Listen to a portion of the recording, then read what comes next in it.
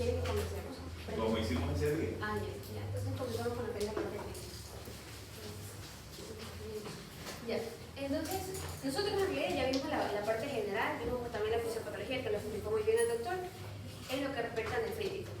En su mayoría, daño capilar. ¿Y qué es lo que este daño endotelial va a producir a nivel clínico? Vamos a tener la parte diferenciada con lo que es el nefrótico. Bueno, el más característico va a ser la hematuria. ¿Ya? Hematuria va a ser nuestro signo más característico. También vamos a tener un leve edema, ¿ya? Pero este edema no va a ser tan drástico como el que se va a presentar en el síndrome nefrótico, porque sabemos que es anasarca, completo, ¿ya? Entonces un edema leve. Y también algo muy característico aquí va a ser lo que es la hipertensión arterial. Esta hipertensión arterial, a diferencia del síndrome nefrótico también. Ya. Esto aquí va a estar causado por todos los mecanismos de acción, por el mismo daño en lo que es el glomérulo. ¿Ya? Va a haber no una glomerulomagalia como en el otro caso, sino que daño en la parte del endotelio. En ciertos casos también se va a producir lo que es oliguria. Algunos también te lo relacionan con lo que es la azotemia. ¿Ya? Y esto como mi parte clínica más a destacar. Para que no se me esté escapando. Bueno, tal vez se me esté escapando algunas cosas. ¿Ya? Entonces, esto es lo que es el síndrome nefrítico. En lo que es la parte diagnóstica, ya sabemos que también se va a regir con lo que es el mismo parámetro de lo que es el nefrótico. ¿Qué vamos a pedir? Un análisis de orina, obviamente, un urocultivo también. Y lo que es el análisis de orina, por la misma hematuria, vamos aquí a identificarlo. También en ciertos casos se pueden identificar lo que son los cilindros hemáticos. O también acantocitos, porque obviamente la barrera va a... Bueno, estos eritrocitos van a pasar y se van a deformar. ¿La hematuria es macroscópica o microscópica? Ya, es microscópica y macroscópica también, porque vamos, como ya les dije, se va a presentar cilindros, como también se van a presentar deformaciones del mismo hematismo. ¿Por qué se produce el edema? ¿Por qué se produce el edema? Ya, es por el mismo daño endotelial. Ya, el daño endotelial, se cae. Bueno, el mismo daño endotelial, ya. Tenemos la parte de nuestro endotelio, como todas estas aquí, lo que es nefrítico, se asocia en qué? En sistema inmune, alteración del sistema inmune. Aquí se forman lo que son los inmunocomplejos que van a estar dañando nuestro endotelio. Y estos inmunocomplejos lo que van a causar también lo que es la inflamación y dar toda lo que es la parte clínica. Y eso se explica de mejor manera. ¿Y por qué la hipertensión? ¿Por qué la hipertensión? Porque este daño endotelial, aparte de la inflamación, también produce vasoconstricción. ¿Ya? ¿De dónde? Ya. La vasoconstricción, ¿qué es lo que se va a producir? Bueno, la vasoconstricción se va a producir a nivel de lo que es la arteria aferente. ¿Ya? Y... Eso, así tienes que explicar. Yo te expliqué ese día. Por ejemplo, si tú tienes signos y síntomas, cuando tú hablas, para que a ustedes se les haga más práctico, es que ustedes mismos se enriedan, todo va concadenado. Si yo tengo hematuria, yo sé que es producido por un daño endotelial, como muy bien tú lo dijiste, debido al depósito de inmunocomplejos, debido a que levanta la membrana basal glomerular y genera de una vez escape de proteína. ¿Ya? Entonces, para que puedan entender, préstame un ratito. ¿Da? Esta imagen es característica: podocito, membrana basal, endotelio, ¿verdad? Entonces, cuando existen problemas que son el síndrome nefrítico, muchas veces son depósitos de inmunocomplejos endoteliales, subendoteliales o subepiteliales. Depende mucho de la patología. Por eso se lo va a ver cuando ya hablemos de glomerulopatías, que vamos a ver el día sábado. ¿Ya? Entonces, sí, el día sábado, no se asombra. El que quiere conectarte se conecta, el que no, salado. Igual la clase va a estar subida. Estos depósitos pueden ser subendoteliales, endoteliales, subendoteliales y subepiteliales. Acá, para que puedan entender. Entonces, dependiendo de estos depósitos, es lo que va a producir jorobas o daños. Y lo primero que se va a escapar es un eritrocito. Si se escapa, si sale un eritrocito por una fenestra, de ley que va a salir proteínas. Pero las proteínas acá no son rango nefrótico, son por debajo del rango nefrótico. ¿Pueden entenderlo? Entonces, por eso es que el edema no es significativo, no es la primera sintomatología de la cabeza, sino la hematuria, es la característica de esto. Entonces, ante eso, si yo tengo como lo dijo muy bien la doctora, lo primero que yo voy a encontrar son hematíes, ¿verdad? Estos hematíes, como ya vimos en el examen de orina, van a generar acúmulos granulosos, ¿ya? Se van a formar el pilo de moneda, como le llaman algunos autores. Entonces, el edema producido por el escape de proteínas, pero menor a 3 gramos. Ya, por ende no es rango nefrótico. ¿Por qué se produce la hipertensión? La hipertensión se produce propiamente, nuevamente, por el daño endotelial. Porque el mecanismo de autodefensa o de autocorrección es decir, el SARP. Entonces, al ver que hay un escape a un tercer espacio o aún de proteínas que se está saliendo el agua de los vasos, sucede lo mismo, el mismo mecanismo de compensación que el nefrótico. Entonces el SARP se activa, produce vasoconstricción y dispara la presión. ¿Me explico? ¿Ya? Entonces se debe principalmente acá por activación del SARP. Genera hipertensión. Y es la característica, la segunda característica que me va a dar a mí el síndrome nefrótico. Hematuria macro o microscópica con presencia de acúmulos eritrocitarios dismórficos. Hipertensión y puede presentar edema. ¿Ya? ¿Por qué se produce la oliguria? Es fácil. Porque si yo estoy diciendo que se activa el SARP, ¿qué está haciendo? Reteniendo agua y sodio. Entonces el paciente torna oligúrico. ¿Ya? Y si retiene agua y sodio, va a tener azoemia. Va a incrementar la urea y la creatinina. Por eso es que ustedes cuando vean en la parte clínica, van a darse cuenta que los pacientes con síndrome nefrótico tienen mal pronóstico y terminan en diálisis. Porque hacen azoemias severos. Por presencia netamente de oliguria. Es decir, como una falla renal aguda. Esto es la clínica. ¿Cómo yo llego al diagnóstico? Lo mismo, volvemos a hacer el test screen, nuevamente como si fuese un nefrótico, ¿verdad? Pido un examen de orina, pido un sedimento urinario, pido orina de 24 horas porque hay edema, pero no sé si es nefrótico o nefrítico, ¿ya? Pido un examen complementario de imágenes, una ecografía renal, ¿ya? Y si tengo presencia de ascitis o presencia de derrame pleural, pido también una ecografía abdominal, pido una radiografía estándar de tórax, de acuerdo a la sintomatología que me presente el paciente, ¿ya? Eso hablamos nosotros de forma general, porque no estamos hablando de cada patología. Es para diferenciarlo entre nefrótico y nefrítico, nada más. ¿Cuál es el manejo que yo lo hago hasta que venga el nefrólogo? Como clínico, como médico general o como médico familiar. Lo primero, ¿qué es lo que yo tengo que evaluar en este paciente? La hipertensión.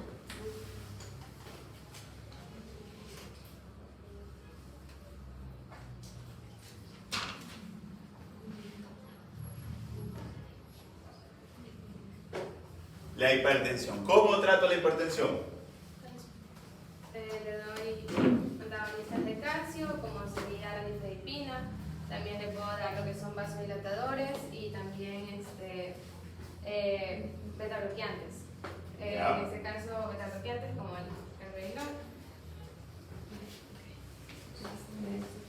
La nifedipina. No, solo el nombre. Nifedipina, ¿cuánto le das? 10 miligramos cada 8 horas. ¿Por qué le das 10 miligramos cada 8 horas?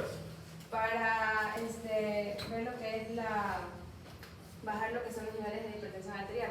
Se supone que es un antihipertensivo. No le puedo dar los YK-ARA. ¿Por qué no le puedes dar YK-ARA? Porque yo tengo activado el SAR, que está compensando lo que es eso. Entonces, si yo le doy los YK-ARA, va a inhibir este sistema. Ya. Entonces, no le doy YK-ARA, sino que busco alternativos, que en este caso puede ser la nifedipina o los beta-bloqueantes. Ya. Como el carvedilol. También los vasodilatadores como la doxazocina y bueno, esos mencionaban que son los 3 principales que se usan en este caso. Bien. ¿Cómo trato yo la hematuria? o cuál es el siguiente síntoma que yo tendría que tratar en este caso. Porque yo tengo que tratarla primero en la hipertensión porque es el paciente de riesgo que genere alguna isquemia. Segundo, tengo que identificar, mi segundo objetivo es identificar si es nefrótico o nefrítico. Tercero, tengo que preparar yo al paciente para poder determinar si está en una fase oligúrica, porque aquí vienen dos cosas. Si está oligúrico y está con edema, ¿le aplico o no le aplico furosemida? ¿Se le debe aplicar furosemida al síndrome nefrítico?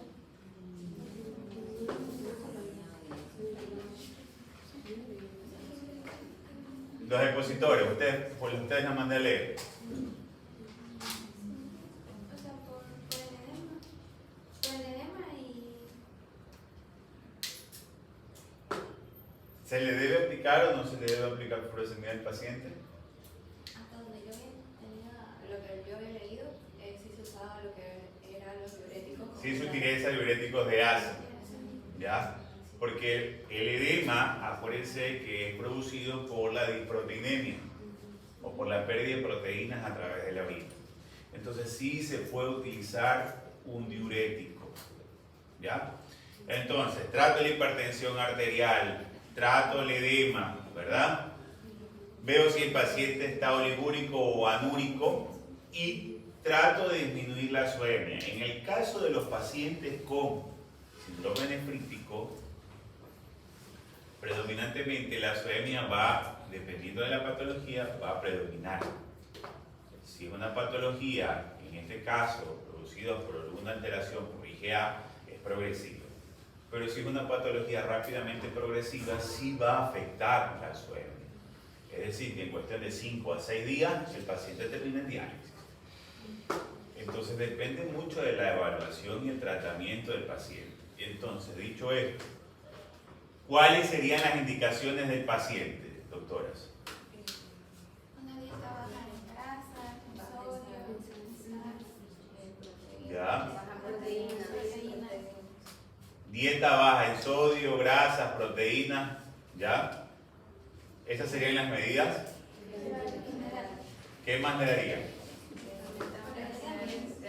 Silencio. Un balance hídrico, porque necesito saber qué más le pedirían.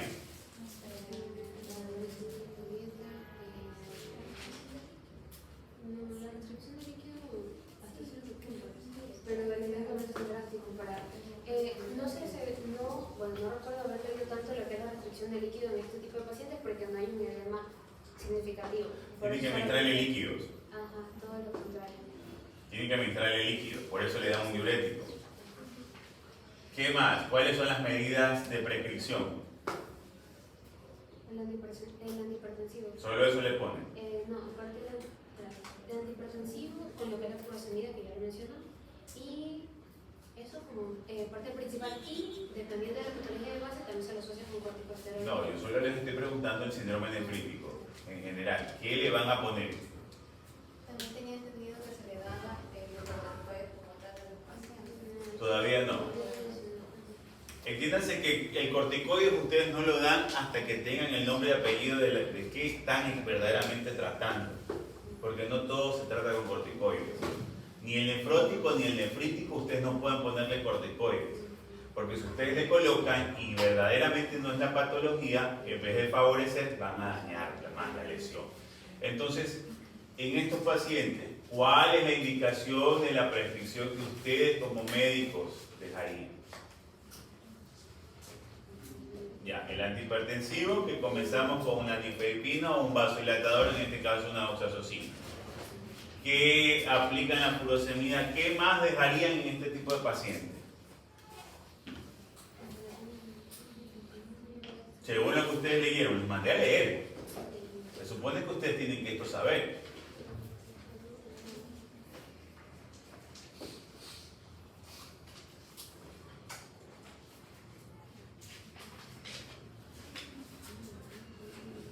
El público, ¿quién sabe?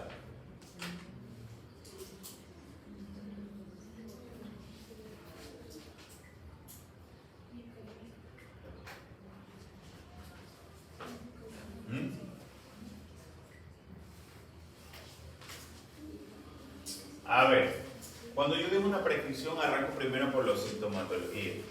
Si el paciente está hipertenso, ya muy bien. Dejo el antihipertensivo, nifedipino, 10 miligramos. No digo cada 8, porque no sé qué tanto en magnitud tenga antihipertensión.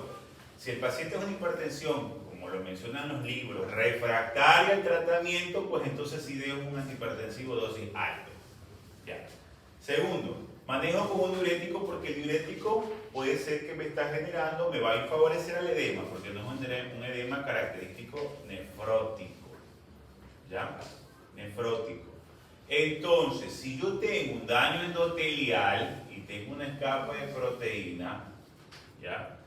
Yo tengo que utilizar medidas antiproteicas que no afecten al sistema renina-angiotensina-aldosterona. Como no puedo utilizar ni ARA, ni ECA, utilizo otros medios. ¿Como cuáles?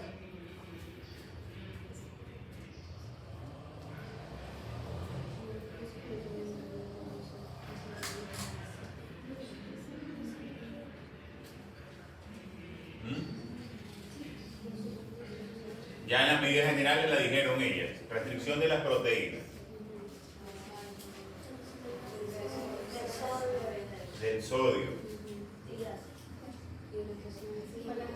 Las grasas no es relativamente. Ya no. ¿Cuál?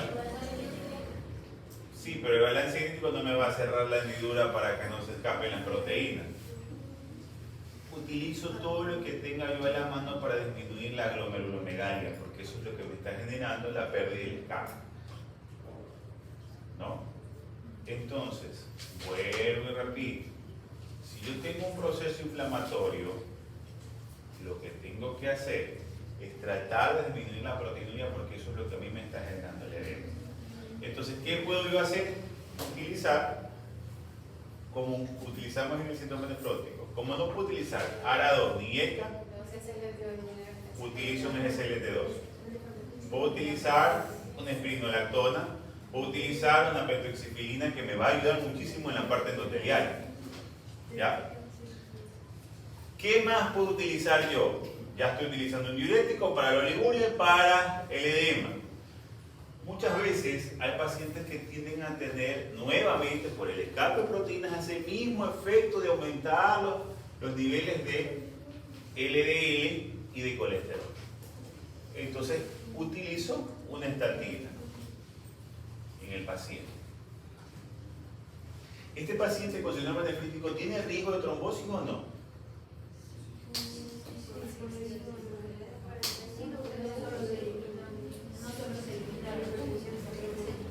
Duro, doctora. Abre.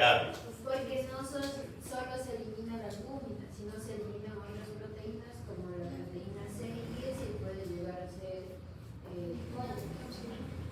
Entonces, ¿dejo un antihistamínico, sí o no? ¿Dejo, perdón, un antitrombótico, sí o no? Duro, doctora, que no la escucho. Si es un paciente también, Silencio. Si es un paciente mayor que tiene mayor riesgo, obviamente le coloco. Pero también va a haber sí le coloco porque en sí esa extravasación del líquido va a generar mayor viscosidad dentro del intravascular. Exactamente, entonces sí tengo que dejarle por lo general anticoagular. ¿Ya? ¿Puedo dejarle una estatina? Sí, le puedo dejar una estatina. Y de hecho, los dos protocolos, nefrótico y nefrítico, casi son parecidos. Difiere uno que maneja la hipertensión y el otro que no maneja la hipertensión, sino que maneja el edema, el nefrótico. Difieren que ambos producen edema y el mecanismo es el mismo. Entonces tengo que trabajar en el mismo mecanismo. La oliguria se presenta habitualmente más frecuente en este que en el nefrótico. ¿Ya? Y la SOEM es mucho mayor. Entonces, ambos efectos son parecidos, solo que uno afecta la barrera de filtración y el otro afecta al endotelio. Entonces, tengo que yo trabajarlo de casi las indicaciones son parecidas al nefrótico y el nefrítico. De hecho, en una instancia, ambos se manejaban iguales.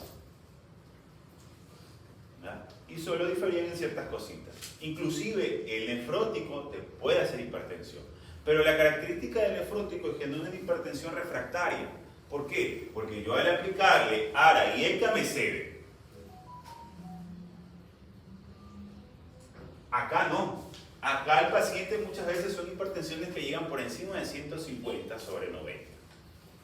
Y son refractarias a la primera dosis. ¿Qué significa refractaria? Que yo le doy 10 miligramos de nifedipina y no baja. Le doy 20 miligramos de nifedipina y no baja. Entonces tengo que asociarlo a otros antihipertensivos. Nifedipina, oxazocina o beta bloqueantes, como son el carvedilol o atenolol. Porque sé que si el ARA y el IECA le aplico al paciente, voy a agravar más la afectación. ¿Entendido? ¿Entendieron esta parte? Listo. Siéntese, chicos. ¿Qué sienten esa parte? ¿Un síndrome nefrítico puede presentar una nasarca? Por supuesto. Se puede presentar una nasarca al paciente del mes de mayo. ¿Alguien más tiene pregunta? En caso de que sea un síndrome mixto, doctor. Por supuesto. Eso es otro caso. Por eso que los protocolos se hicieron casi parecidos. Y difieren, silencio, en serio. A mí lo que mejor me pueden hacer es hacer bullying. ¿Ya? Por eso los protocolos en un inicio se hicieron para ambos síndromes, se manejaban sindrómicamente, valga la redundancia. Es decir, si el paciente tenía edema, manejo el edema. Si el paciente tenía hipertensión, manejo la hipertensión. Si el paciente tenía oliguria, manejo la oliguria. O sea, el manejo era sindrómico. Entonces, en la actualidad se difirieron porque uno del otro, muchas veces por la hipertensión. Y de hecho, ambos producen hipertensión. Solo que es predominantemente en el nefrítico. ¿Puede haber en el nefrótico pérdida de hematuria? Sí, puede haber. Porque es un daño no solamente de la barrera de filtración, no solamente endotelial, sino también de toda la barrera de filtración. Entonces ahí viene la pregunta. ¿Son mixtos o son puros? Y muchas veces viene el problema. Porque ustedes leen y no saben leer. Y cuando el paciente llega acá, llega manoseado por ustedes, y en su cabeza, métele corticoides. El corticoides altera los procesos inflamatorios. Y llega acá un paciente que era un nefrótico, termina siendo un nefrítico porque le administraron corticoides. Porque así está en el libro. Entonces, el corticoides, los inmunosupresores, los inmunomoduladores, se aplican una vez que nosotros tengamos la patología bien definida. Antes de eso no se administra. El manejo es sindrómico. Por eso es la palabra, síndrome. ¿Me explico? Entonces, tengo patologías que me pueden dar una patología mixta. Y no sé si es nefrítico o nefrótico. ¿Ya? Porque puede tener una proteinuria de 8 gramos y me está haciendo hematuria. Y me está haciendo hipertensión. Entonces el manejo muchas veces de estos dos síndromes es sindrómico. Y no implica y no infiere en que si lo catalogo como nefrítico o nefrótico. Y por eso es la comparación que yo les hago. Ambos protocolos son parecidos. Ambos protocolos se deben manejar. Porque si ustedes leen la fisiopatología, eso es lo que yo les hablo a ustedes, los expositores, tienen que leer la fisiopatología, porque si yo sé la fisiopatología, sé por qué se produce esto, y cómo lo manejo, qué le doy y por qué le doy. Pero si ustedes no la saben, no van a saber dónde están parados.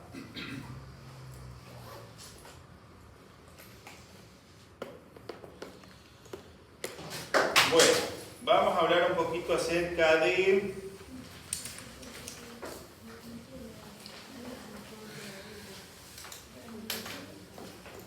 glomerulopatías. ¿Qué tienen ustedes por glomerulopatías? Enfermedades que afectan en la función del glomérulo, función del glomérulo. Ya. ¿Qué más? Pueden ser primarias o secundarias. Primarias vienen lesiones directamente del glomérulo, las secundarias son causadas por enfermedades.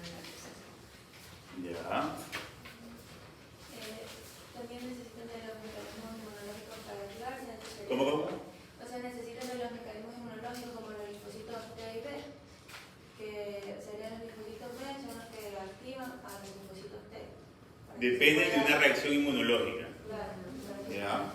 No todas, pero sí. ¿Qué más?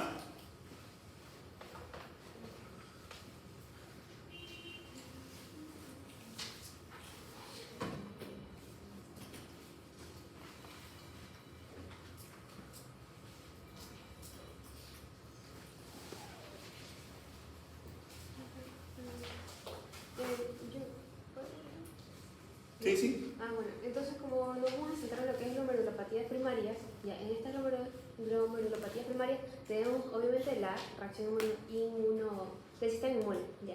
Y ahí vamos a poder también clasificar esto aquí, no solo en primaria y secundaria, sino que también sí que va a ser proliferativa o no proliferativa.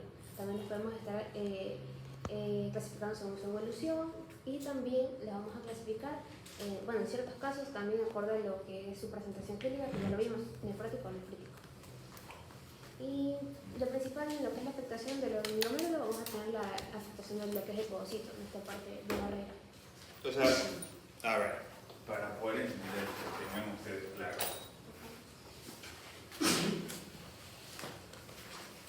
Es extenso glomerulopatía, la verdad, porque es bastante materia por cubrir, pero es algo que ustedes necesitan saber.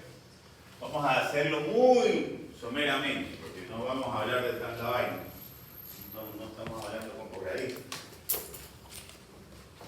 Entonces, vamos a hablar de la anatomía. Ya, se supone que antes de hablar de glomerulopatías, vamos a hablar de hacer un remember de qué corresponde a la anatomía habitual del glomérulo, porque todo esto pasa dentro del glomérulo. ¿Ya? Eso sí lo tienen claro. Entonces nosotros tenemos que el glomérulo está constituido por una cápsula de Botman, que es un epitelio plano, ¿verdad? Y que dentro de ese hay un espacio. Dentro del espacio hay un contenido que se denomina barrera de filtración. Eso lo tienen claro. Que está constituida habitualmente por el endotelio fenestrado, membrana basal y lo que corresponde en este caso al podocito, como lo vemos acá en esta gráfica. Podocito, membrana basal glomerular y el endotelio fenestrado. Es donde va a ocurrir predominantemente la mayoría de las alteraciones, ¿no? Sabemos nosotros que dentro de estas interdigitaciones existen ciertas proteínas que van a unir o que van a favorecer el paso de ciertas sustancias, ¿no? Y que estas sustancias van a depender la pérdida de las mismas de la patología o de la afectación que se presenta. Y que existen también células que son estas de acá, como nosotros vemos, lo que son las denominadas células mesangiales o células de sostén, que son las que van a permitir unir todo lo que es, en este caso, como yo siempre lo digo, el gajito de uvas, que es lo que vemos nosotros en la parte del endotelio o de la barrera de filtración. Entonces, ya dicho esto, nosotros podemos definir que la anatomía y dónde vamos nosotros a poder trabajar es netamente en este segmento. Por eso cuando nosotros hablemos aumento del mesanquio, estamos hablando de células de sostén. Daño en la barrera endotelial, estamos hablando todo lo que corresponda al segmento endotelial y al segmento de barrera de filtración. Y así nosotros podemos volver a hablar un poquito de la diferencia, que es un repaso breve, nefrótico, ¿ya? Que vamos a encontrar predominantemente, que ya lo vimos nosotros en la clase pasada en la de hoy. Y hablamos un poquito ahora sí de las glomerulopatías definidas así como un daño estructural y funcional del glomérulo. ¿Qué empieza primero, el daño estructural o el funcional? Estructural. Entonces, si se daña la estructura, es como que yo tengo mi casa, se rompe el techo y si llueve, de ahí me va a haber una gotera.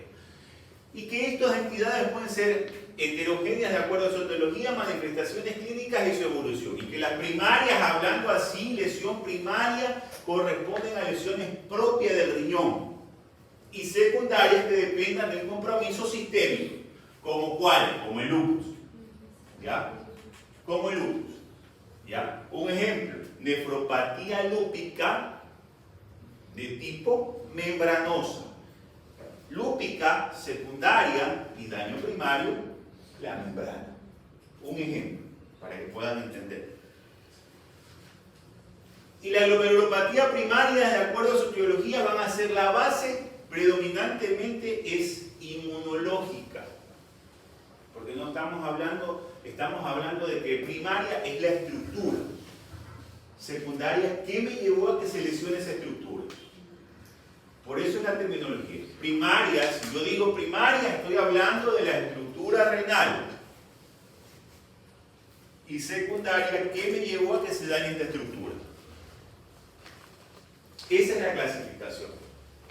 Porque ustedes tienen en su cabeza que es secundaria, nefropatía lúpica es secundaria. No. Sí es la causa secundaria. Pero ¿qué llevó a la causa que se lesione la estructura?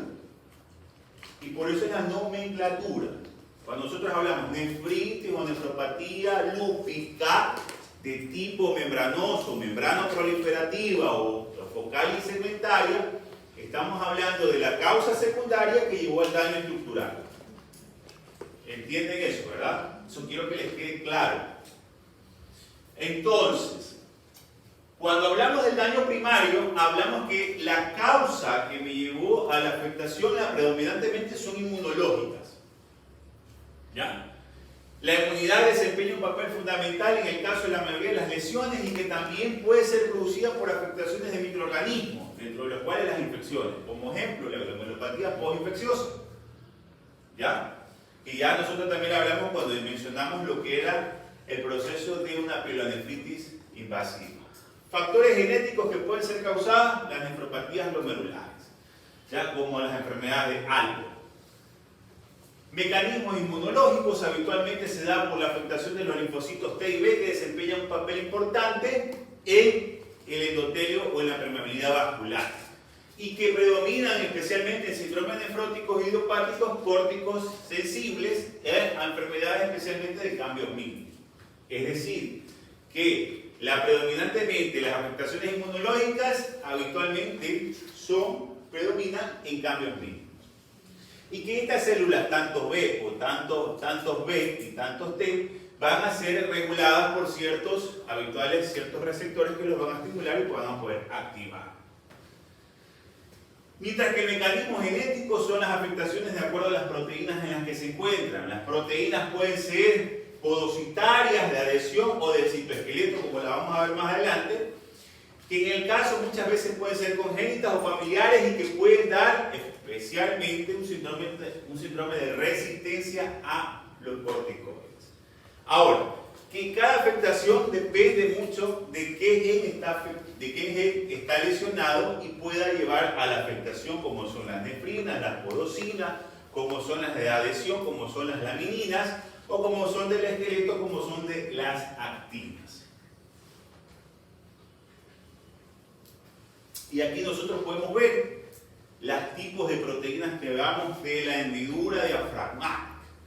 Entonces nosotros, como vemos en esta gráfica, que bueno, está un poquito media deteriorada, vamos a ver que el podocito necesita anclarse sobre la membrana basal glomerular y que predominantemente está dado el citoesqueleto o como yo siempre digo, el pulpito de piel, está dado especialmente por fibras de que son actinas, alfa-actinas, como vemos aquí, que forman el citoesqueleto para que el podocito esté siempre de pie.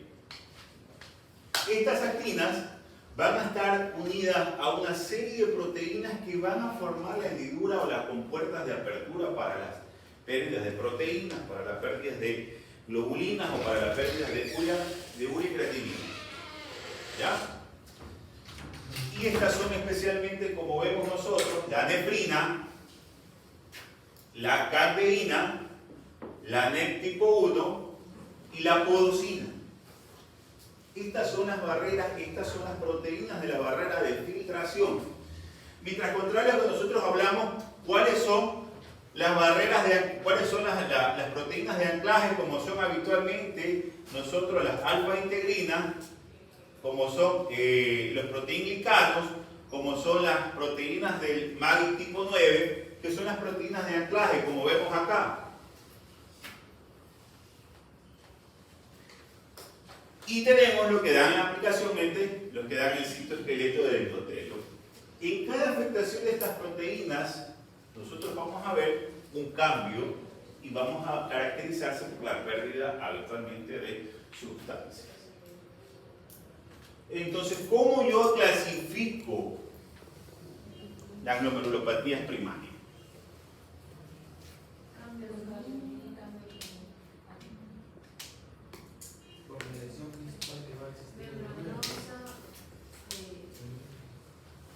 Focal secundaria, de proliferación, no, de crecimiento,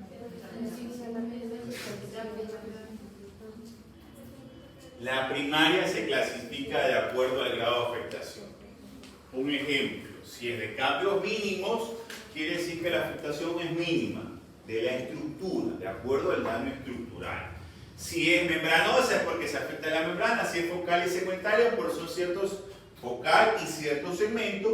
Rápidamente progresiva, aquella que afecta predominantemente a su funcionalidad y estructura, mesangios capilares, que se afecta el mesangio, y otras membranas proliferativas o endocapilares. Pero también existen clasificaciones, subclasificaciones, hablando así, de acuerdo a su grado de afectación o curso de evolución, como son subagudas y crónicas, subagudas habitualmente de semanas o meses y que llevan una insuficiencia renal progresiva. ¿Vean? Habitualmente con hematuria o con sin proteinuria y edema, que es lo que yo les mencionaba en los síndromes nefríticos, que terminan muchas veces haciendo enfermedades agudas o enfermedades crónicas. Y crónicas incluso insidiosas como son hematuria, proteinuria, hipertensión, insuficiencia renal de evolución alargada. De acuerdo a su lesión histopatológica pueden ser no proliferativas y proliferativas, de acuerdo a la estructural. No proliferativas, aquellas que no generan proliferación habitualmente del mesangio. ¿Se recuerdan las células que vimos nosotros en medio que eran las que sostenían el cajito de uva? Bueno, no proliferativas no tienen que ver con afectación del mesangio. En cambios mínimos, netamente la lesión es del podocito. Focal y segmentaria, podocito y membrana glomerular, y nefropatía membranosa que tiene que ver con la membrana basal. Mientras que las proliferativas sí tienen que ver con daño, especialmente del mesangio, como son las nefropatías mesangiales y las endocapilares o mesangiocapilares o extracapilares que afectan al mesangio, endotelio o paredes muchas veces de los capilares. Y la clasificación de tipo de acuerdo a la agregación o inmunológicas, donde asociamos a depósitos, sin depósitos, con formación de depósitos y aplanamiento de depósitos, sin presencia de depósitos inmunológicos como la de cambios mínimos, que ya vamos a ver, como la focal y segmentaria, como la extracapilar tipo 3. Con formación de depósitos intrarrenales, la membranosa y las extracapilares tipo 1. Aplanamientos inmunológicos de complejos como son las mesangiales, las endocapilares y las extracapilares. Todo lo que tenga que ver con la afectación habitualmente de proliferación extracapilar. ¿Qué quiere decir extracapilar? Que está por fuera del endotelio. Estamos hablando de la membrana, estamos hablando del podocito, estamos hablando del mesangio, ¿ya? Que van a llevar a este tipo de afectación. Y la clasificación de acuerdo a la presentación clínica, como ya lo vimos nosotros, proteinuria sintomática, hematuria sintomática, nefrítico, nefrótico y rápidamente progresivas. Y así nosotros vemos acá un poquito, bueno, bien deteriorada la imagen, vamos a tratar de aclararla, ¿ya? Nosotros podemos ver en un extremo la proteinuria y la hematuria, considerados como los dos síntomas clínicos característicos que definen a un síndrome nefrótico o un síndrome nefrítico. Y vemos nosotros aquí un síndrome nefrótico puro, como es la proteinuria, la de cambios mínimos, focal y segmentaria, la membranosa, la de depósitos de amieloides y la nefropatía diabética. Son nefróticos puros. Mientras que hablamos de una hematuria, puede ser una mesangiocapilar, puede ser una postestreptocócica, puede ser un problema de vasculitis o puede ser muchas veces un problema producido especialmente por la IgA. Y en el caso de los lupus, o en el caso de las glomerulopatías por depósitos de anticuerpos, pueden ser tanto nefróticos como nefríticos. o pueden ser mixtos. ¿Ya?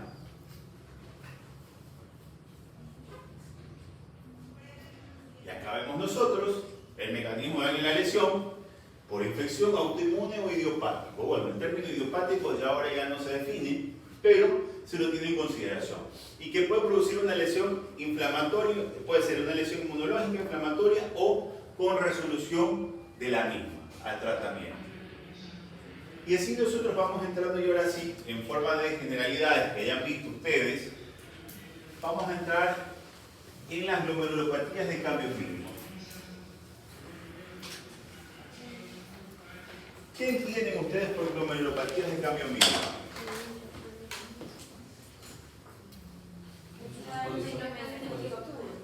¿Ya? ¿Qué saben ustedes de eso? Necesito que interactúen. ¿Ya? Por lo tanto, va a haber campos de ¿Ya? ¿Qué más?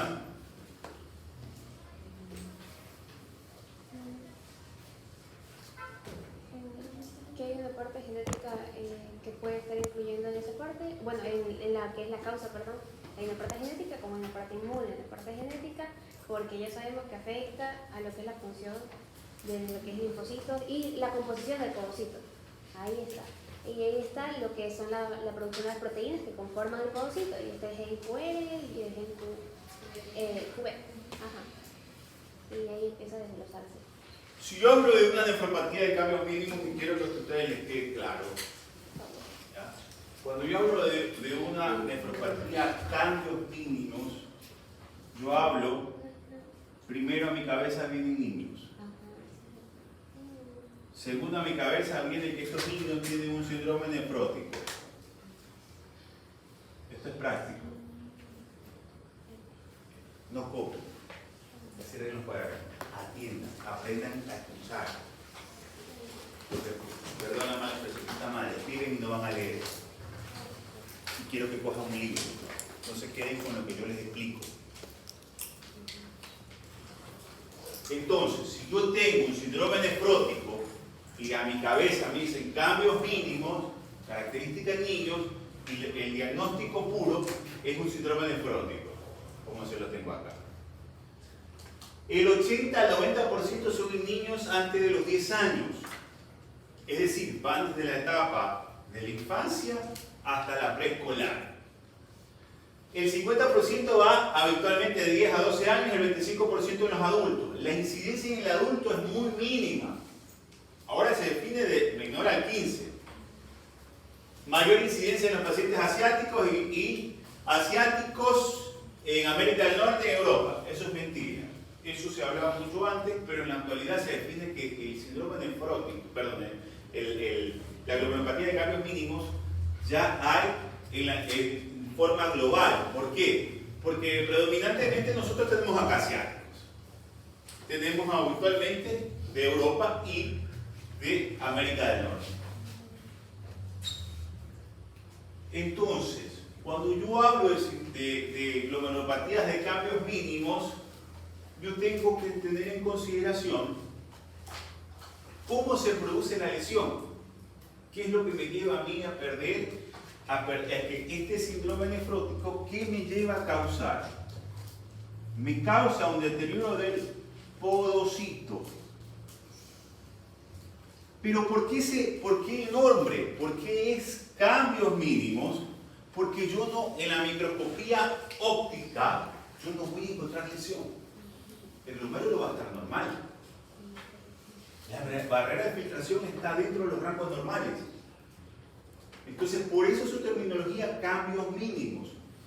¿Y qué hace o qué lleva a que este paciente se lesione el podocito? Porque puede haber, no hay podocituria muchas veces.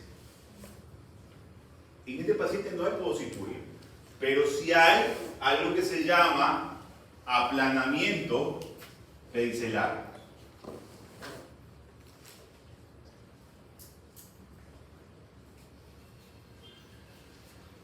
Aplanamiento pedicelar. ¿Se acuerdan que nosotros vimos el podocito que tenía unas fibras de actinas que mantenían el citoesqueleto? Pues esas fibras de actinas se rompen y el podocito se desinfla.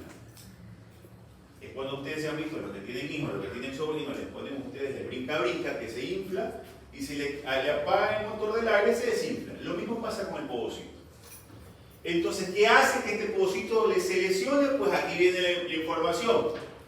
Muchas veces pueden ser genéticas, de acuerdo a un alelo recesivo o de acuerdo a la afectación que predominantemente son en los HLA de tipo QD y QR, que son codificados este tipo de patologías en pacientes asiáticos.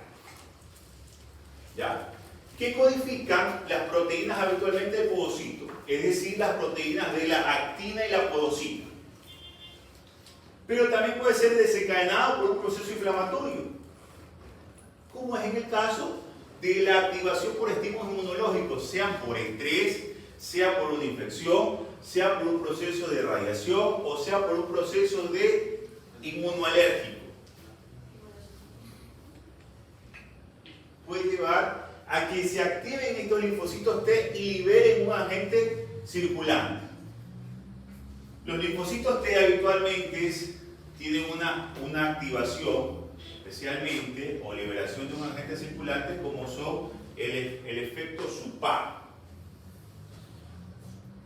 El efecto SUPAR o el receptor o el antígeno SUPAR es un antígeno que habitualmente se libera en todo proceso de activación de linfocitos T.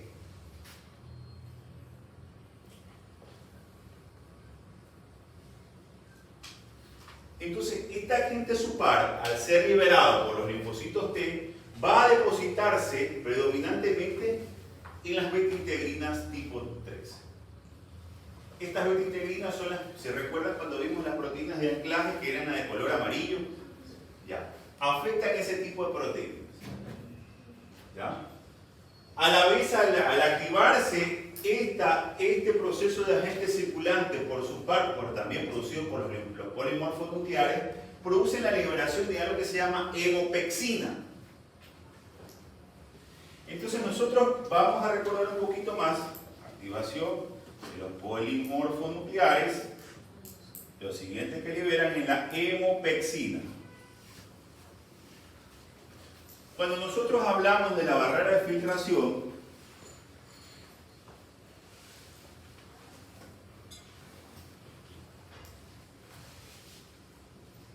hablamos que la barrera de filtración tenía algo que se llama, tiene una carga negativa, ¿verdad?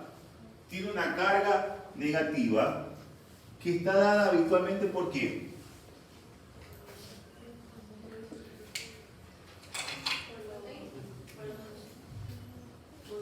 Proteíglucanos. Dan una carga negativa. Los proteíglucanos son los encargados de dar predominantemente una carga negativa a la mayoría de la barrera de filtración. ¿Por qué? Porque predominantemente las proteínas que circulan en el cuerpo, especialmente la albúmina, tienen carga negativa. Eso es fisiología. Entonces, si la albúmina y la carga negativa, cargas iguales se repelen o no? Sí. Entonces, por ende, fisiológicamente no se pierde albúmina. ¿Qué pasa cuando existen cambios mínimos? Los polimorfos nucleares liberan hemopexina, que es la encargada de desdoblar a estos proteíglucanos. Es como cuando uno va a la casa, las chicas o los varones que cocinan, y encuentran la puta cocina sucia. ¿Qué le ponen? O no limpian la cocina tampoco ustedes. Porque yo sí lo hago cuando estoy cabreado. Porque ahí me desquito. ¿Qué le ponen? ¿Ah? Desgrasante. Entonces lo mismo pasa acá. Imagínate que la hemopexina es un desgrasante. Y va a romper la grasa que se encuentra habitualmente producida en la barrera de filtración. No es que la deja limpia, la deja descubierta. Entonces, al perderse este segmento positivo, este segmento negativo, favorece a que la albúmina se escapa. Entonces nosotros tenemos que la hemopexina se deposita habitualmente en los procesos de la barrera de filtración, produciendo factores especialmente antiagregantes a nivel de los proteinglucanos. ¿Ya? ¿Qué sucede? El SUPAR va a fijarse a las células del pocito, especialmente a las proteínas del pocito como son las beta-integrinas. Habitualmente eso es lo que produce en los procesos proinflamatorios. Pero existen procesos como son el linfoma de Hodgkin, que se asocian muy frecuentemente las de cambios mínimos, sea en niños o sea en adultos, debido a que hay una alteración de los linfocitos T y producen esta afectación. Entonces, lo primero que se afecta es la barrera polianiónica negativa. Lo segundo que se afecta es que comienza aquí a despegar al pocito con la beta-integrina tipo 3. Y lo otro es que en los procesos inflamatorios, al producirse esto, las células dendríticas o las células que son preformadoras de la mayoría de los linfocitos van a generar la liberación de una interleuquina tipo 3. Entonces se suma otro proceso. Interleuquina tipo 13.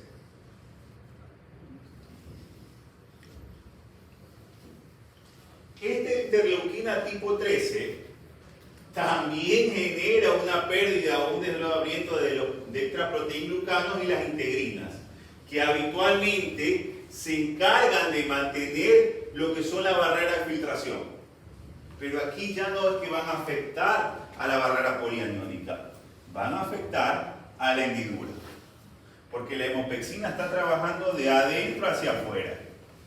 Y la interleuquina está trabajando en todo lo que es la hendidura.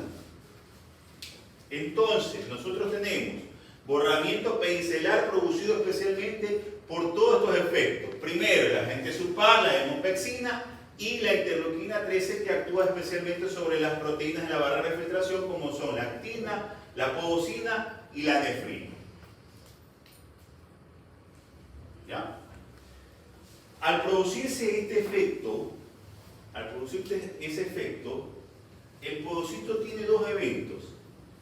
O el podocito se queda pegado o el podocito se pierde. Y hay podocituria. Por eso es que en la patología de cambios mínimos yo puedo encontrar podocituria. ¿Cómo no lo puedo encontrar? ¿Ya? Ahora, cuando yo tengo esta afectación de manera sistémica y alteración por el estrés oxidativo y todo lo que tenga que ver, nosotros medimos, perdón, no se asuste.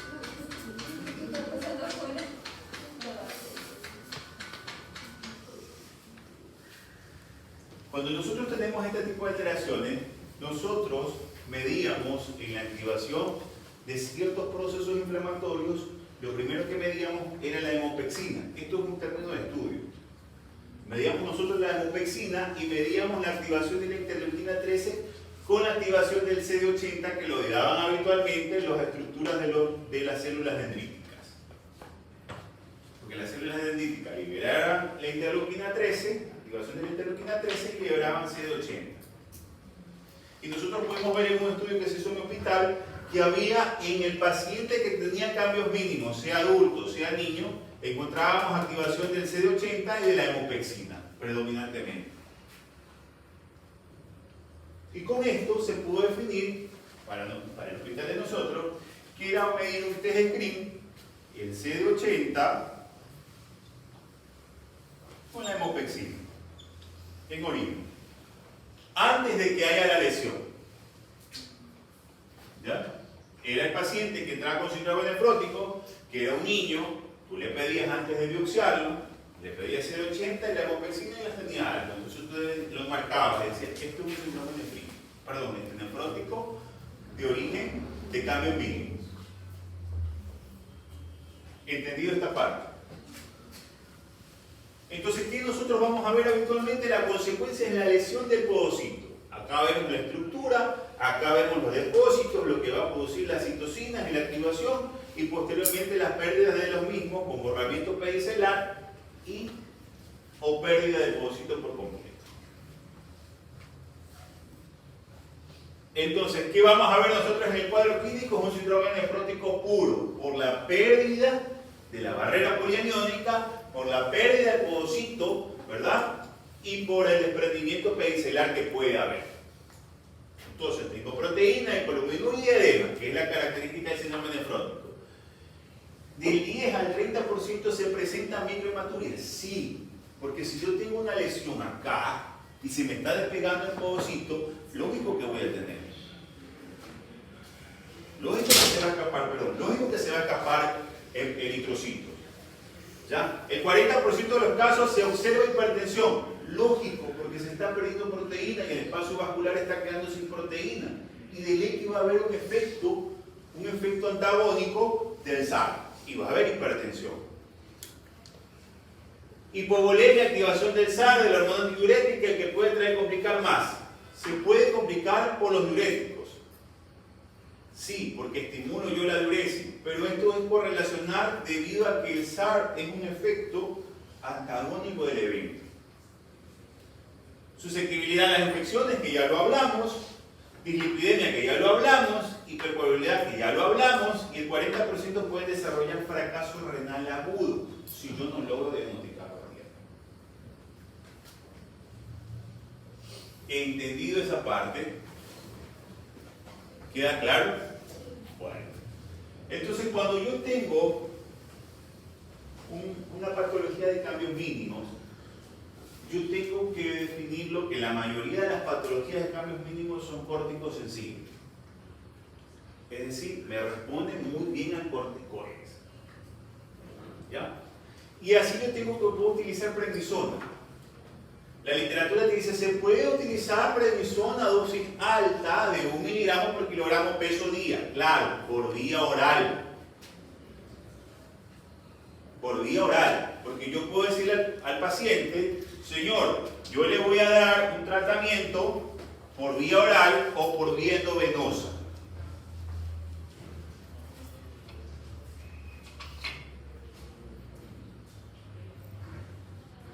Puede ser oral o puede ser endovenoso. Si es oral, yo le doy 1 miligramo por kilogramo peso. Si un paciente me pesa 70 kilos, tengo que darle 70 miligramos al día. Yo le he puesto aquí máximo 80 porque raro por ahí hasta 120 o hasta 100. Esto lo puedo hacer diario. ¿Por qué? Porque tengo un síndrome nefrótico puro. Ya sé qué es característico de esta y cuál va a ser mi tratamiento o mi correlación. Puedo darlo días alternos. Si lo doy días alternos, pues le sumo de 1 gramo a 1 gramo. Es decir, yo le doy días alternos lunes, miércoles y viernes. Pero le voy a dar 2 gramos por kilogramo peso. Máximo hasta 120. Hablando de un paciente de 60 kilos. Pero si toca darle más, pues más tendrá que dar. Mínimo el tratamiento o la revisión que yo tengo que ver en 4 semanas. A ver, para que ustedes no se puedan confundir. Esto sí está entendido, ¿verdad? Bueno, espero que en el examen no lloren. Porque te apuesto que van a ser violaditos.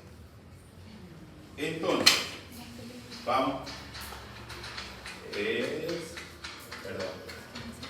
Hola. Hola, mi vida. Ya la llamo ahorita, mi vida, ya la llamo. Ya, mi vida. A ver, perdón un ratito.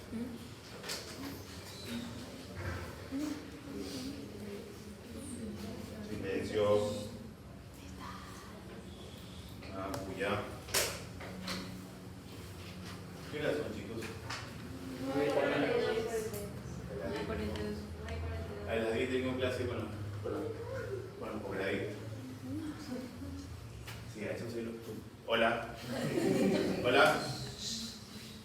Hola, ¿cómo estamos? Buenos días. Les saludo a Alex Figueroa de la 221. Por favor, déjenla pasar a la señora Alexandra, que está paradita ahí. Es la señora que me hace la limpieza en mi casa. Gracias, mi amor. A ver. No es que la gente no hace con los posgrados. A ellos sí los mandaron. En serio, a ellos sí los mandaron. A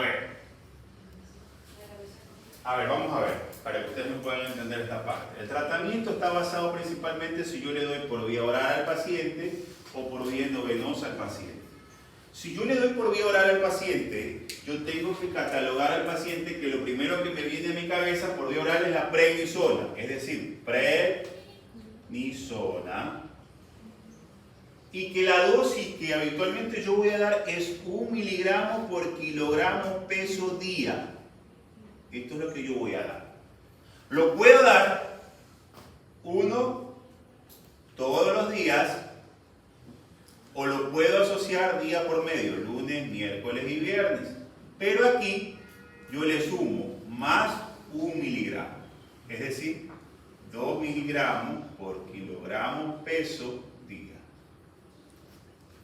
Esa parte la entienden, ¿sí? Ya. Entonces, ¿cuándo yo espero a este paciente que me haga una respuesta óptima? A las 4 semanas. Es decir, que yo alcanzo una remisión completa. ¿A qué me llamo yo remisión completa? A que no tenga proteinuria. A que no tenga proteinuria. A que el rango nefrótico que estoy manejando, que sea 8, 10, 20 gramos, me baje por lo menos a 1 gramo. Y que la respuesta sea significativa más del 50%. Es decir, si tengo 6 gramos, que por lo menos me haya bajado a unos 4 gramos. O que por lo menos me haya bajado, perdón, a unos 3 gramos. Y si es menos, mejor. Entonces quiero decir que yo a las 4 semanas, acá, la respuesta es óptima. ¿Ya? Máximo debo esperar 16 semanas si no alcanzo la remisión completa. Es decir, que yo cada 4 semanas yo voy a valorar a mi paciente.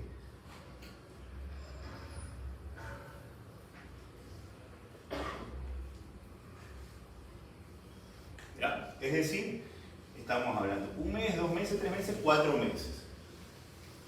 ¿Verdad? Entonces yo tengo que tener una remisión completa a los 4 meses como máximo. ¿Ya? Alcanza a partir de las 2 semanas, disminuyo la dosis, se puede mantener hasta 8 semanas subsiguientes. Si yo tengo a las 2 semanas, perdón, a las 4 semanas de haber iniciado el tratamiento, el primer mes, yo veo que la respuesta es insignificativa, pues voy bajando la dosis. Es decir, acá. A las primeras 4 semanas voy bajando la dosis de 1 miligramo. Entonces yo le digo al paciente, yo lo hago, le voy bajando, no le bajo de golpe, le voy bajando 0,75, 0,5, 0,25 por kilogramo peso día. Entonces, por eso yo les pongo aquí que a partir de la segunda semana disminuyo la dosis a 0,5 y la mantengo hasta 8 semanas. ¿Ya? ¿Para qué? Para evitar la recidiva. Porque mi tratamiento ideal es 16 semanas. ¿Ya? Para que me puedan entender. Si yo le pongo aquí a las 4 semanas, tengo una remisión completa, es decir, que viene en descenso aquí la proteinuria, de aquí comienzo yo a bajar la dosis. Yo lo hago 0,25 por cada 8 semanas. Es decir, que en las siguientes 4 semanas tengo que valorarlo. En las siguientes 4 semanas, aquí vuelvo a descender la dosis. 0,75, acá cojo y agarro y le pongo 0,5. ¿Ya? Posteriormente la disminución es lenta de 5 a 10 miligramos por semana hasta alcanzar, hasta suspender el corticoide a los 6 meses de remisión. Es decir, que yo con este paciente puedo tardarme hasta 6 meses para manejar. ¿Ya? Habitualmente el esquema te dice 4 hasta 16 semanas. Y en 16 semanas tú tienes que tener la remisión completa. Pero yo me hago el diagnóstico a las primeras 4 semanas. con una dosis alta, porque estoy dando una dosis alta de corticoides. Si en las primeras 4 semanas a mí me va bien una remisión, es buena. Si yo no veo una remisión buena, pues no bajo la dosis. La dejo por lo menos por otro mes. ¿Va? Y de ahí comienzo nuevamente a valorarlo. ¿Cómo yo valoro al paciente? Pues pido proteína en orina de 24 horas. Pido proteína en orina de 24 horas, pido urea, creatinina, pido microalbuminuria para definirlo en orina de 24 horas para ir viendo que si algo no es remisión. ¿Ya? Y yo puedo tardar hasta 6 meses con este paciente y en esos 6 meses voy disminuyendo la dosis. La literatura te menciona que 0.5 cada 4 o cada 6 semanas. Yo lo hago dependiendo de la respuesta. ¿Ya? Un ejemplo, yo lo hago 0.75, cada 8 semanas lo bajo. Porque ¿qué pasa? Si yo lo bajo muy rápidamente, cada 4 semanas, el paciente vuelve a hacer proteínas y no tengo una remisión completa. ¿Ya? ¿Eso no podríamos asociarlo a córtico dependiente? Claro, podría ser córtico dependiente en ese caso. Pero para hablar de córtico dependiente es cuando yo manejo una dosis por encima de 0.5. Por ejemplo, 0.75 digo que es córtico dependencia. ¿Ya? Si yo voy bajando la dosis y vuelvo a hacer una proteinuria, ya ahí podríamos hablar de que he intentado 3 episodios o 2 episodios, intentar bajarla y la proteinuria no cede y vuelve a subir, hablo también de córtico dependencia. ¿Ya? Y si no me cede a pesar de la dosis alta, hablo de córtico resistencia. Ya lo vamos a ver eso más adelante. Entonces, contraindicaciones en pacientes diabéticos, en psiquiátricos, en obesidad mórbida, en osteoporosis, osteopenia o rechazos al corticoides, debido a que estos pacientes generan procesos inflamatorios como ya lo vamos a ver cuando veamos focal y segmental. Se utiliza tratamiento inmunosupresor alternativo como son la ciclofosfamida, los anticalcinurínicos y el micofenolato o el rituximab asociado a dosis de cortis baja, de corticoides baja. Porque también puedo tener que el paciente, si no me cede con esto, pues tengo que asociarle otro inmunosupresor. Y así nosotros tenemos la terminología remisión completa, la proteinuria por debajo de 0.3 gramos por decilitro, ¿verdad? Remisión parcial, que haya presencia de microalbuminuria mayor a 30 gramos con persistencia de proteinuria mayor a 3 gramos. ¿Ya? Recaída cuando persiste la proteinuria a un paciente en situación que sea que tenga remisión completa o remisión parcial. Es aquel paciente que tú la mandas con normas, la mandas con medicación y el paciente hace lo que le da la gana y vuelve nuevamente a tener otra recaída. Recaídas frecuentes en presencia de 2 recaídas en menos de 6 meses o 4 dentro de las 12 meses que sea con remisión parcial o completa. Córtico resistencia es lo que nosotros hablábamos cuando hay ausencia de respuesta ante las 16 semanas a dosis alta, es decir, de 1 miligramo por kilogramo. ¿Ya? Y córtico dependencia es la aparición especialmente en la fase de descenso del corticoides, pero que voy descendiendo y vuelve a haber proteinuria, que es lo que mencionaba el doctor. Doctor, si hay una recaída, volvemos a empezar el tratamiento desde cero. Sí, se vuelve a empezar de cero. O muchas veces se asocia a otro inmunosupresor. Ya eso depende mucho del médico. Las recaídas frecuentes preservan especialmente para preservar la fertilidad, estamos hablando de los niños. Porque aquí la mayoría de los procesos inmunosupresores tienen afectaciones en la fertilidad. Especialmente como son la ciclofosfamida. Tenemos la ciclosporina de 3 a 5 miligramos por kilogramo peso día, dividido en 2 dosis diarias, se debe mantener. Aquí nosotros, cuando medimos nosotros los inmunosupresores, donde yo me formé, se dosaban las dosis. Y de hecho yo acá las doso. Mando a pedir el dosaje en sangre y el dosaje tiene que estar entre 150 a 200 nanogramos. ¿Ya? Durante los 3 meses y debe bajarse a 100 a 150 durante los siguientes meses subsiguientes que estamos dando el tratamiento. El tacrolimus habitualmente de 0,5 a 0.1, que debe mantenerse entre 5 y 7 nanogramos por ml por los primeros 3 meses y luego vamos bajando paulatinamente. En ausencia de la respuesta durante 3 a 6 meses se debe suspender el tratamiento. ¿Por qué? Porque hay una resistencia a estos procesos de inmunosupresión. Entonces, ¿de qué sirve que yo le dé una dosis alta si no tengo una respuesta? Puedo asociar un corticoides con un calcineurínico, especialmente como son las ciclofosfamidas. ¿Ya? Si yo asocio una ciclofosfamida, no puedo asociar un tacrolimus. Si yo tengo tacrolimus, pues pongo tacrolimus. ¿Ya? ¿Cuál de los dos tiene mejor efecto? Para mí la ciclosporina, perdón. De entre los dos. ¿Cuál tiene menor efecto tóxico habitual? Para mí la ciclosporina. Para evitar las recaídas en un periodo de 18 a 24 meses con disminución progresiva de las dosis. Y poner especialmente, realizar una biopsia renal para valorar si en caso ya hay un daño intersticial o alveolar. Si en el caso hay una resistencia de esto, pues tengo que retomar o reubicar al paciente. Es decir, lo vuelvo a biopsiar al paciente para poderlo definir. ¿Ya? Recaídas frecuentes como son la corticoresistencia, como son las ciclofosfamidas. Habitualmente entre 2 a 2.5, de 8 a 12 semanas, y la dosis se ajusta de acuerdo al paciente, porque la idea es prevenir la leucopenia. Esta es una de las complicaciones más frecuentes: la leucopenia, la infertilidad, las cistitis hemorrágicas, infecciones o inclusive hasta neoplasia. No se debe pasar por encima de 200 a 300 miligramos por kilogramo, porque el riesgo es de producir aplasia medular. El micofenolato. Dentro de la línea nosotros utilizamos como nefrólogos a la cabeza primero los anticalcineurínicos como son el tacrolimus o como son la ciclosporina. Utilizamos el micofenolato y al último la ciclofosfamida. ¿Por qué? Por el riesgo de infertilidad. En niños. ¿Ya?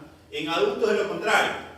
Utilizamos primero la ciclofosfamida y luego el micofenolato.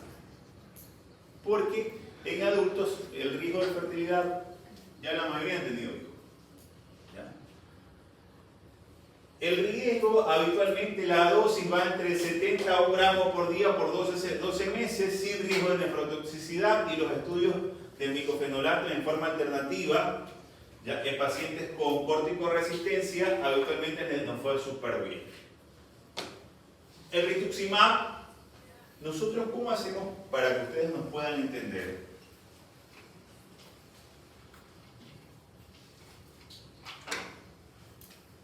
El corticoides lo que hace es disminución de la respuesta inflamatoria, ¿verdad? Esto hace el corticoide, para que ustedes puedan entender. Los inmunosupresores tienen diferentes tipos de acción, como son los anticalcineurínicos, que habitualmente bloquean la respuesta del linfocito B. Perdón, del linfocito T, que estoy hablando. El linfocito T. Bloquean la respuesta del linfocito T. Mientras que el fármaco como el rituximab bloquea el receptor del linfocito B. Es decir, que yo puedo utilizar, un ejemplo, una ciclosporina más un corticoides más un rituximab. Yo puedo utilizar un tacrolimus o puedo utilizar una ciclofosfamida.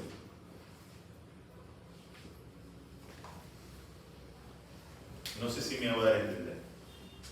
Es decir, yo puedo utilizar un corticoide porque me disminuye la respuesta inflamatoria, ¿ya? Especialmente a nivel de las interleuquinas.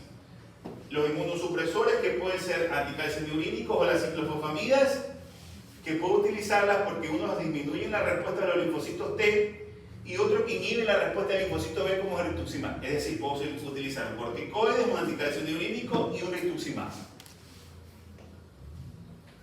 ¿Ya? Porque si ustedes regresan a lo anterior, vimos que la respuesta puede ser por el linfocito B y el linfocito T. Entonces, lo del rituximab que permite especialmente la apreciación de los linfocitos B por 3 mecanismos: citotoxicidad del anticuerpo, dependencia en complemento e introducción de la apoptosis. Para inducir la remisión a dosis habituales de 375 miligramos por metro cuadrado semanal repetido en 4 dosis. Es decir, yo a este paciente le doy 4 dosis seguidas por semana, la misma dosis. ¿Ya? Una dosis de 1 gramo cada 15 días que se repita cada 2 veces al mes.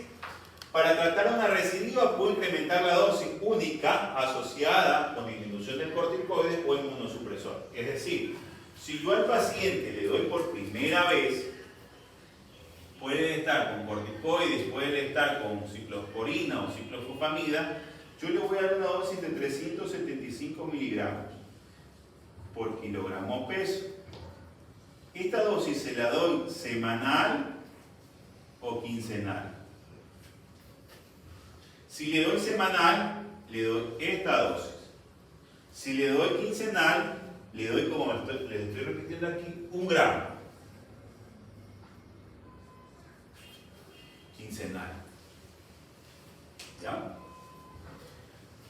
Y si el paciente ya tiene complicaciones, una pauta progresiva del corticoide y del inmunosupresor, se debe considerar si hay o no un brote. Es decir, un ejemplo, yo al paciente, porque como actúa el primero en activarse que el linfocito B, y el paciente le estoy dando un inmunosupresor del linfocito B como es el rituximab y sigue persistiendo la proteinuria, quiere decir que es un nuevo brote.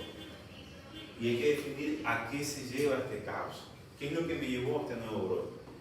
¿Realmente por algún proceso mecánico inflamatorio o es asociado a otro proceso?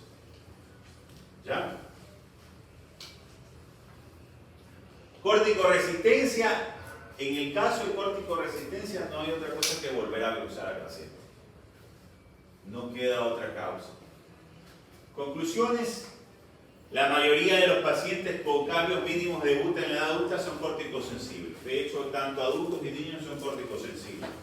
Recaídas aisladas dependen muy bien del corticoide y en el caso de las recaídas frecuentes de la corticodependencia y los anticalcinurínicos, que son alternativas de tratamiento. La corticoresistencia, esto es una fase evolutiva. Esto es una fase evolutiva porque nosotros en el cambio mínimo, el siguiente proceso en ver es una focal cementaria. Cuando yo tengo una corticoresistencia, lo más probable es que ya haya una focal cementaria. ¿Por qué? Porque el povocito se desprendió y ese espacio desnudo se tenosa, se recoge, se esclerosa. Entonces hace un segmento que se esclerosó y me lleva a una patología subsiguiente o el siguiente nivel de la cambio mínimo es la focal cementaria. ¿Ya?